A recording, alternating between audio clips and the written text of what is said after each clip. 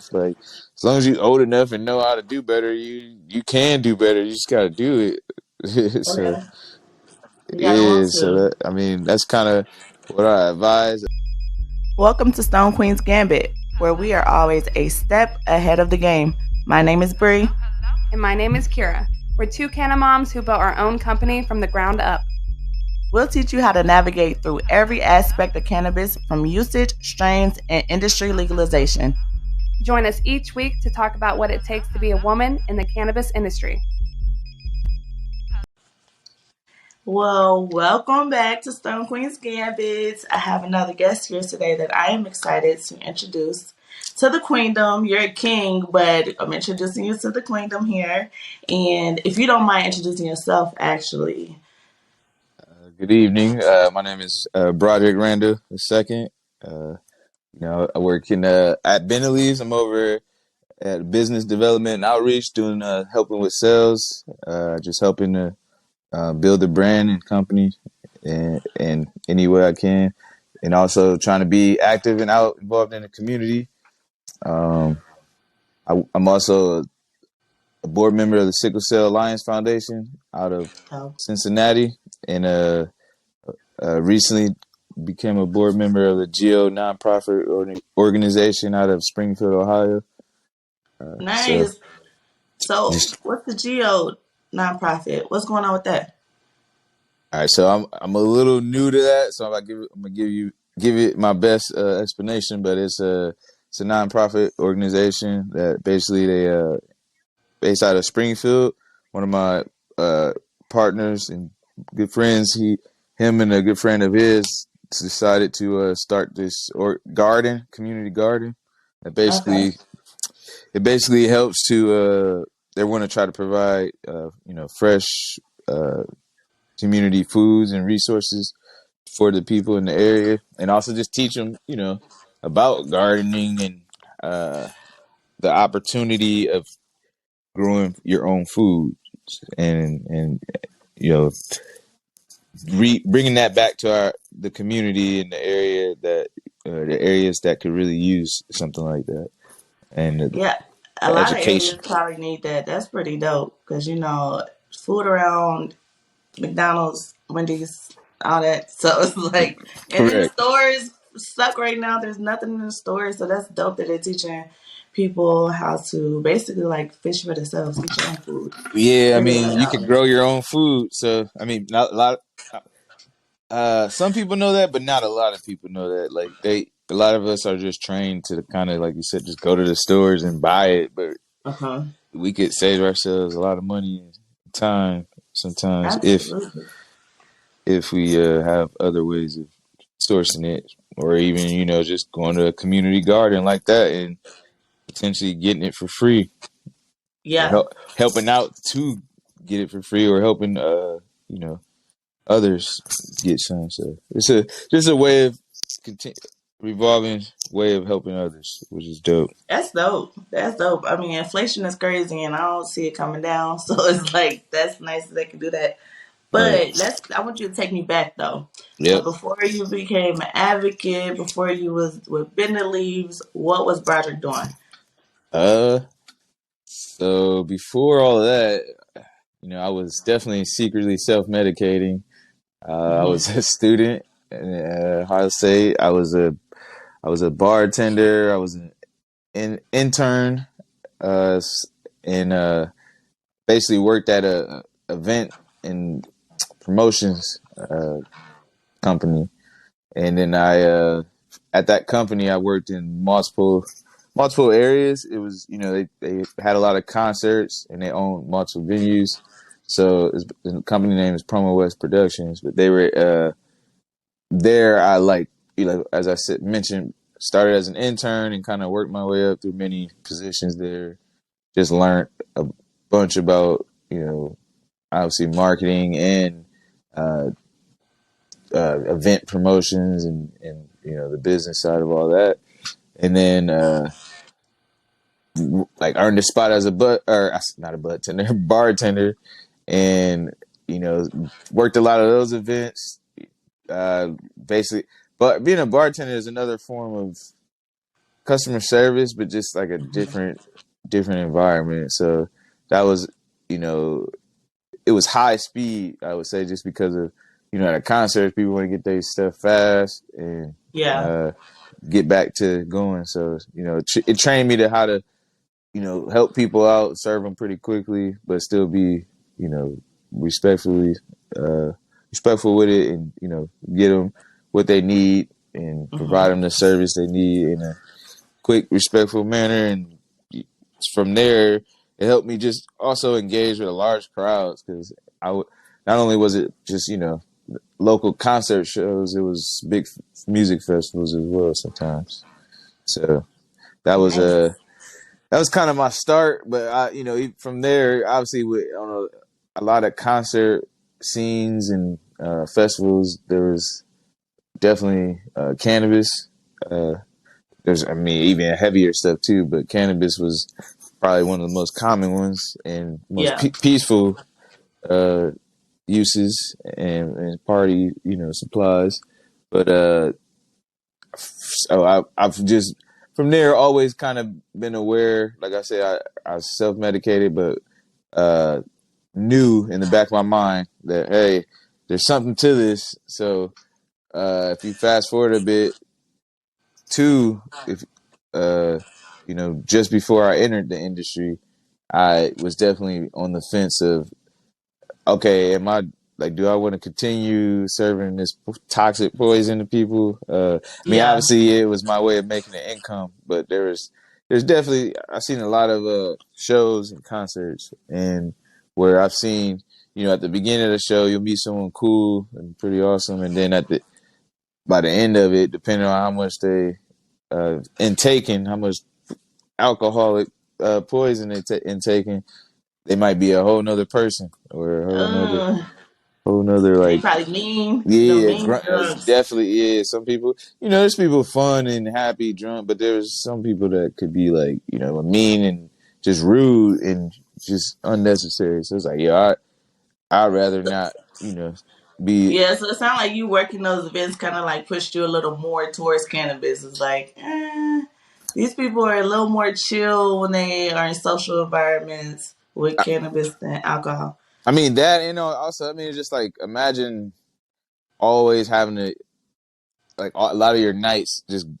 dedicated to like that. Like, because it'd be a concert, but you work in a bar, you at least get home after midnight sometimes. Mm-hmm. Like, so it was just different hours too. But um, I learned, I just basically learned that besides the alcohol and the rudeness, COVID itself also put a like a damper in everything. On the It concerts. it kind of, yeah, Yeah. that was God's way of like, hey, you're gonna take a break for a minute. So I'm like, Yeah. I had this cannabis industry in my back pocket. Luckily, I was always working on it. And to be honest, a lot of the positions I've done before this cannabis industry, I've like I told you, I was secretly self-medicated, not only for my family and society in a lot of ways, but Mm-hmm. uh, even from my job. So most jobs, because they, Yeah. my concert, Promo West, they didn't mind. I was like, they would be honest with them.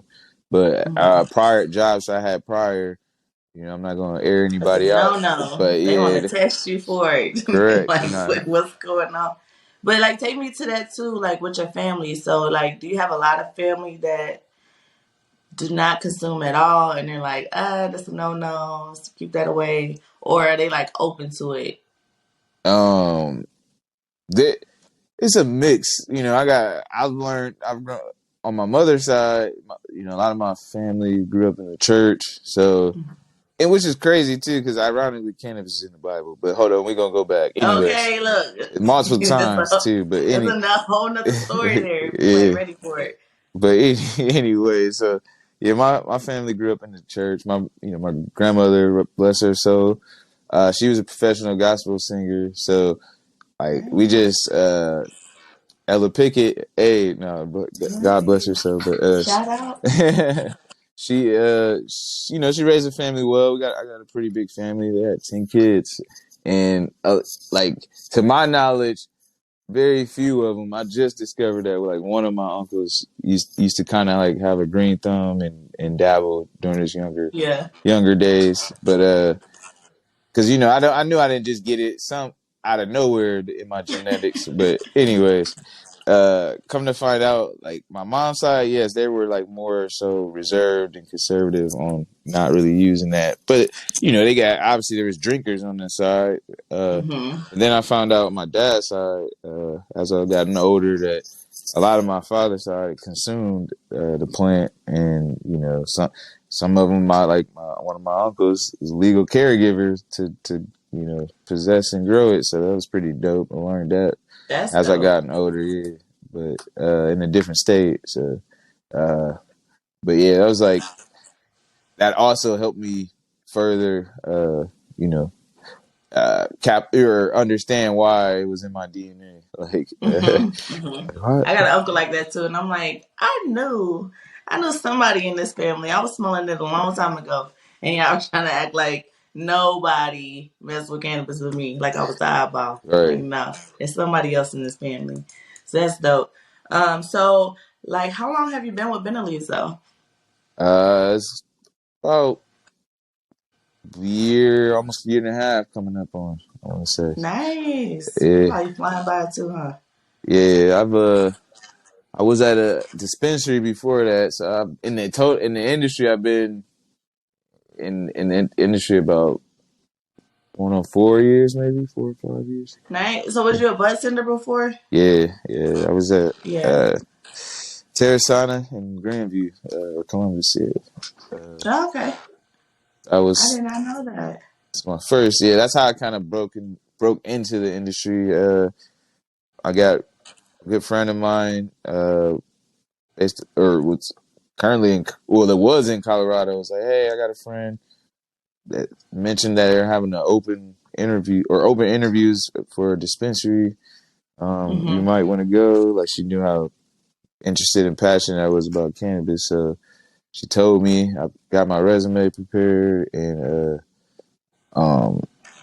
like basically took one out or took a few that were printed out and went up there and Yeah. represented myself and got the job on the spot pretty much. So that was dope. Nice. You was representing yourself well then.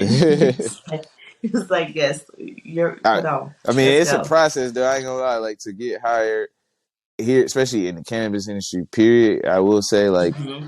it's a process. So don't just quit your job or like don't have anything else lined up Yeah. to I know. yeah to be before you do apply because you will be let down sadly if you think that you just go apply, get the job, and then start. And because it don't work like that, you do got to go through a couple of background checks and And numbers take loops and forever. steps. So I'll tell anybody to make read all the rules and guidelines, or talk to somebody else, like including myself, Hmm. about Hmm. it before you just take that leap. But I will recommend anyone to do it because anything that you can do in general, or that's pretty broad, I guess, that's not like real specific. I feel like you can apply to the cannabis industry, or will be able to in the near future. So Right? Because the industry is still like a baby. Like people think it's like, oh, everybody's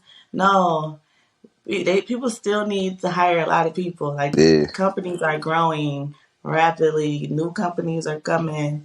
So like, yeah, that's good advice, definitely. yeah. Um, so what is your official title at Benelli's? Because when I see you, you working. Like I'm like, he always got some stuff going on. You do it with a smile, but I know you are zoned in working. See, but all right, I'm gonna be honest. I don't really like titles. I'll tell you my title, but I don't Okay. really like titles just because I feel uh this is just my opinion. You like Hmm. uh don't let me not tell you to like ask that question, but like No, give me your honest answer. yes, my title is business development and outreach manager, but like Hmm. I don't really yeah, in a lot of ways, yes, my roles I've been doing that, but at the same time, I feel like titles are are like minute to what like actually people just working together as a team and everybody doing their roles. Two, You don't like to be boxed in. You like everybody just work together yeah, cohesively. like I mean, because sometimes titles can get to people's head or egos or and everything, and Hmm. it's like, yo, like I'd rather everybody, whatever it takes for everyone to like equally do their part or understand that they got to do their part for us all to, you know, do well and succeed. So that I don't know. I hope that answers your question, but It did answer my question. Look, I like to keep it real. If you tell me is I don't know exactly what you be doing, but I know you working. yeah, I So mean, I'm I just got like, my what? heads kind of all over right now, but it's we're Yeah, young. It's a locally owned and small operated or family operated company, so just trying to help keep it y'all growing. out here killing it though. Let me tell you something. When they come through that door where I am, I'm like, look at the Smokies, look at Hypnos, look, y'all killing it. uh, Y'all doing y'all thing. I appreciate your humbleness, but uh, y'all is doing it. It's dope. Um, so like you've been there a year and a half, going on 2 years. Like where you see yourself going in the next couple of years? Like what are you trying to? I saw you did the expungement event. Like how did that go? that was well. I mean, even if only one person showed up, that to me that's a success. And I'm learning Where's to it? have to accept that. But it was definitely more than that. So we did it Mm-hmm. in multiple cities. There's Dayton. I heard that was a success. Yeah, Cincinnati. I heard that went well. We had the uh, Cleveland. I heard that one was well. And myself, the one or not myself and Gerald. My good friend, we put that one on or helped to host it. Mm-hmm. That went well as well. We had multiple people come out. Like obviously it was on a weekday, so Yeah. and some people were at work, but for what what we were given and for the first time and for first statewide event like that, it was a hell of a success in my opinion.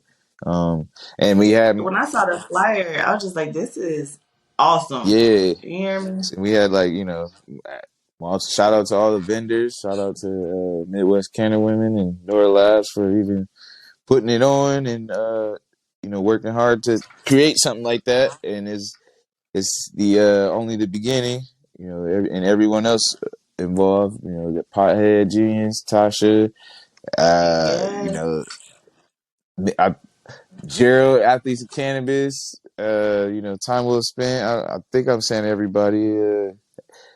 Anybody else I forgot? Hey, y'all too. Hey, shout out to All the everybody vendors that was involved. there. Yeah, everybody sponsors. Whatever. Like, shout out to everybody. To me, it was so dope because I'm like, it's all these black owned cannabis companies that are literally outreaching for the community. Like, it's so many people out here that's like, I just don't have a way in. I don't have a way in. It's like, y'all are literally offered it. Like, you need help with your record. Do you need to get connected with somebody? Like, that literally was something that I could see blowing up huge. Like, not just statewide, like, national events because a lot of people need the information, not just like, um, holding their hand, but just having the conversation because it's so new. Like the industry's so new. People think, oh, I got all these tickets and it's DUIs. I can't even get into the cannabis industry. And it's like, if you have the conversations with the right people that know what's going on, that can help you out. Right. And y'all did that. Y'all did that. That was dope. Yeah. Well, I appreciate that. I mean, it was, and shot. There was other vendors there too, but it definitely was, majority of the, only the very few black owned companies. Mhm. So, Mhm. uh, yeah, shout out to them too. And it's actually done on 216 days. So, or I don't. The area code is Cleveland is 216, and it was done on February 216. So that was pretty dope too. Oh, that's dope. Yeah, it's a lot to it that I That's don't dope. know if people is realizing. Yeah, There's layers. Allie's a smart woman. Her and Nicole, so they did some, you know, brainstorming. Yes. And I'm manifesting Ali on this podcast because I hear every time somebody hears her name, they smiling and they like, Appreciate. She is a dope person. And I'm like, I can't wait to Shoot, meet I her. had tried to. I hope you try to manifest get her and Nicole and Nicole, Naraya. They yes. all of them. They make it. I mean, I've been talking to Nicole on the low, like, they- come on, girl, because I know y'all out here It's three of moving, them. and You I gotta love get it. I'm a all of them. fan. The Midwest Canada women. Or Nora Labs. They always together, so you can say them both. But anyways, Yeah, shout out to them. yes. And sorry, let me stop blabbering. No, you know you good. This is our conversation. I told you we control the conversation. But okay, so my first question really was like, where do you see your not position or title, but like where you see yourself moving in the next 5 years with the cannabis industry? uh, Shoot, hopefully you know, when I move, it moves. No, I'm just saying. Just Just like that. let me Look. stop. I can't help it. No, for real. I do hope though, like as we mentioned, there's very few black ownership currently. I hope that moving forward that changes, and there's a lot more black people to be able to do that. And Mhm. I hope that, including myself, may be able to find a way into ownership. A legit form of it, an opportunity, but not just a way into it, and then like a high risk but no reward. Like actually a way to take that risk, but also be rewarded. Not and obviously it don't have to be instantly, but just to know, Yeah. comfortably, like all right, eventually I'll myself or anyone else that has invested will be able to get this business, their business off the ground and rolling. But also, I don't know. I hope that first and foremost, cannabis is federally legalized and Hmm. declassified. So, uh, I also hope that, um, it's just you could grow it's the same way you can brew your own medicine. I mean, grow your own alcohol, brew your own alcohol, or grow your own Hmm. vegetables. Eventually, I hope you could grow your own medicine too, like or at least I hope so delegate. too. If you can't actually do it yourself and like not physically able to do it, hopefully you can delegate somebody to do it for you. So that'll also help. I think education is huge in this cannabis industry, Hmm. and like I try to explain to people a lot that like, yo, you're gonna be. I mean, for starters, in a lot of ways, you're your own doctor, so Hmm. uh, you have to really like write down notes or just do your best to Hmm. keep track of what works and what doesn't. And uh, Yeah. it's there's a right now we're all still kind of being our self doctors until more and more research is allowed. Obviously, there's a lot of research from overseas and other countries, Canada, Israel, Yeah. but uh, until we can actually get like real data, real research from on hand stuff. So all we got is to just keep educating and advocating for people for it. But uh, Yeah, that's vital information. I tell people that all the time when they come into the dispensary. I'm like, if you can learn the terps that your body likes, you're gonna be so much better off. It's not the yeah, THC yeah, percent. That's not what you're looking for. You're right. You need to keep a journal or at least take yep. pictures of what's working for you. And I mean, a lot of the doctors, I hate to say it, but they don't give them that Oh, information. They it's kind of sad. just like, yeah, they just come in there like, my doctor recommended I should take edibles, and it's They like, but do you have diabetes? Are you able to have this much sugar in your system? Like that type of stuff. The conversations are not being had, so the information and the conversations are definitely needed. That's one reason why I wanted to do this podcast, because I'm like, there are some cannabis podcasts, but they're kind of really monotone and yeah. giving you all the sciencey. But it's like these are people that are taking these No, that's medications. why I always respect and appreciate and I'm always trying to bridge the gap though, but with bud tenders in general, I've been one so I can relate and it's even more like in any state honestly is vital that you treat it as medicine because to me, I think it's medicine in Mm-hmm. all way, and, like for everybody. We just, like I said, Yeah. need more research. But I feel like what's sad is when they do it on adult use or recreational, it's the same plant. They just taxing it more, and Taxing even them that, more. like, it's like, yo, this medicinal plant, same plant is helping Mm-hmm. everybody the same way, but you got a Mm-hmm. whole nother store or area in the store that you could charge like way more just because you're saying, oh, this person recreational using it. It's like, no, they just only, there's not enough research or education out there for them to maybe realize that they're using it for something else. Maybe they don't go to the doctor and think they're very healthy and don't realize they got some kind of Yeah. condition that cannabis is helping them with. But it's just a lot of things like that that bud tenders don't get the respect for. And like you said, we're dealing with people's real lives. So like, what if you give somebody Mm-hmm. something, excuse me, and they like, you can suggest to them and advise them what could happen, but you can't tell them Yeah. exactly, like cannabis affects people differently. So you can't Yeah. exactly be like, hey, you take this. This is guaranteed to be, make you feel this way, and then they be like, hey, I Mm-hmm. had this happen to me, and the next thing you know, like it could be way more, crazy. Be Yeah, traumatizing and don't want to come back. It's like, no, yeah. Definitely explain to people that they have their own cannabinoid system is very important because it's like, well, my friend took 50 milligrams and I tried one of his gummies and I had a panic attack. And it's like, first of all, if you've never taken the gummy, 50 milligrams might not work. It might not be where you need to start. So yeah, being a bartender has definitely opened my eyes to exactly what you're saying. Like this is definitely a medication, no matter what form you're taking it as. right. So And like to add one more thing, like I know, like the border pharmacy, like people are like say or ask, well, why are they? In some ways, they ask why they're involved, and in some ways, why they shouldn't be.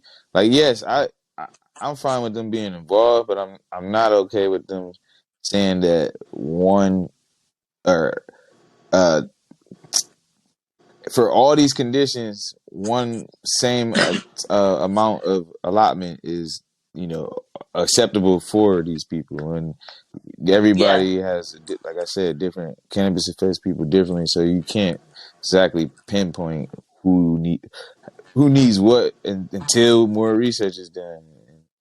yes, I got a guy now that has seizures, and he's still running out of days, Yeah, even even with the new, even with I the agree, change. because Yeah. edibles is the new hiccup now. I've learned that because I just bought capsules, and I'm like, I bought like a decent amount of capsules, like maybe 3 or 4 different kinds of 4 days, and I'm like, dang, I Mm-hmm. like literally used 12 Taxing. days or whatever just from you know 16. I can't do math. No, just Yeah. from buying capsules, like 4 products, like that's ridiculous. Yeah. And it It's sounds crazy. stupid when It's I tell people days. They be like, "Huh?" I'm like, "Oh yeah." Like I have no reason. Even with the 2.83, let's not even get on that. But I had oh the my 10th, god! When I first started working there, I was like, "What is it? What is a two point Ohio eight three?" 10th. Like, but no. So like even with that, like it's just sad because you you can't like you can't really just express to people like, oh, I'm really being judged off of the simplest things, man. Like, and like I get they don't want people to abuse it, but what about opioids? I thought we wanted to get people off opioids. Like, and Okay. there's nothing. I don't see anything with this cannabis program promoting how you can use cannabis to get off opioids or Or or alcoholism. alcohol abuse, any of that. Yeah. And it's like they truly wanted it to fail, and now it's not. And now they also Yeah. really not supporting it, or the people that really deserves the support for it. So it's it's Absolutely. I had one of my homegirls on the podcast a couple episodes back, and she is a recovering alcoholic. She's a year into it, but I literally coached her into cannabis, and it's like she doesn't have any other ailments. She doesn't have PTSD. She doesn't have chronic pain. She doesn't have anything. So her doctor is like, we can't give you a card, But like literally, that's what's helping her stay sober. Like people think it's not sober if you're using cannabis, but it really is. And she hasn't drank at all in over a year. But since it's not on there, she can't even get a card. Yeah.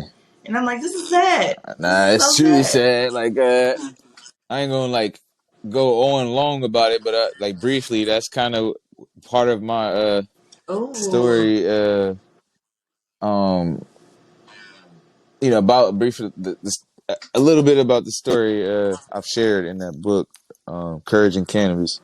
Uh, you said you shared a story in that book. Is that your it's book? not my book. It's actually Dr. Bridget You shared. Williams. Shout out to her, Green Harvest Health, and Nice. Cannabis Shout Kitten, out to Bridget.